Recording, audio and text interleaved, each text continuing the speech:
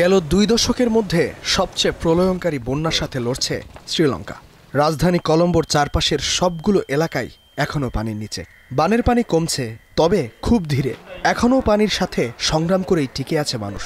যোগাযোগ ব্যবস্থা বলতে নৌকাই একমাত্র সম্বল। 28 নভেম্বর থেকে শুরু হওয়া এই বন্যায় মারা গেছে 355 জন। নিহতদের বেশিরভাগেরই মৃত্যু হয়েছে পাহাড়ি এলাকায় ভূমিধসে। এখনও নিখোঁজ অন্তত 400। ক্ষতিগ্রস্ত অন্তত 13 লাখ মানুষ। ধসে পড়েছে 20,000-এরও বেশি বাড়িঘর। এই পরিস্থিতিকে শ্রীলঙ্কার ইতিহাসে সবচেয়ে বড় দুর্যোগ বলে আখ্যায়িত করেছেন প্রেসিডেন্ট আনুরা কুমার দিসানায়কে। শ্রীলঙ্কার এই বন্যার একটি বিশেষত্ব আছে। এটি নেহাত কোনো একটি বন্যা নয়। প্রথমে ঘূর্ণিঝড় দিত্যের আঘাত, তার প্রতিক্রিয়ায় ভারী বর্ষণ, সেই বর্ষণের কারণে হঠাৎ প্লাবন, প্লাবনের কারণে ভূমিধস। অর্থাৎ একসঙ্গে অনেকগুলো ধারাবাহিক দুর্যোগ যেন হাত ধরাধরি করে আছড়ে পড়েছে দ্বীপরাষ্ট্রের ভূখণ্ডে, যাকে জলবায়ু পরিবর্তনের প্রভাব বলেই ব্যাখ্যা করেছেন ফ্রান্সের জলবায়ু বিশেষজ্ঞ ডেভিদে ফারান্দা। এটি একটি দীর্ঘস্থায়ী ঘূর্ণিঝড়। দীর্ঘস্থায়ী হওয়ার কারণ হলো উষ্ণ ও আর্দ্র পরিবেশ, যা শুধু মহাসাগরের উপরে নয়, শ্রীলঙ্কার উপরেও বিদ্যমান ছিল।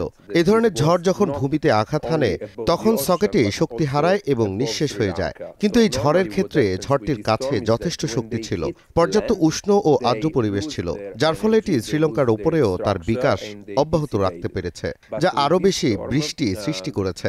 সেই বৃষ্টি বন্যার সৃষ্টি করেছে এবং আমরা এর পরিণতি দেখেছি। কেবল শ্রীলঙ্কায় নয়, প্রায় একই সময়ে প্রলয়ঙ্কারী বন্যার কবলে পড়েছে ইন্দোনেশিয়া, মালয়েশিয়া, থাইল্যান্ড ও ফিলিপাইন। এর অর্থ কি এই যে প্রকৃতি ঘূর্ণিঝড়ের মাত্রা বাড়াচ্ছে?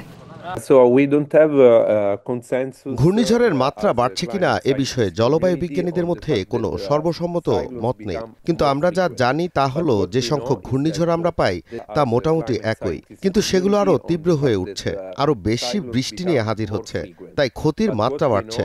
অর্থাৎ একই সংখ্যক ঘূর্ণিঝড় আগের তুলনায় আরও বেশি প্রভাব ফেলছে।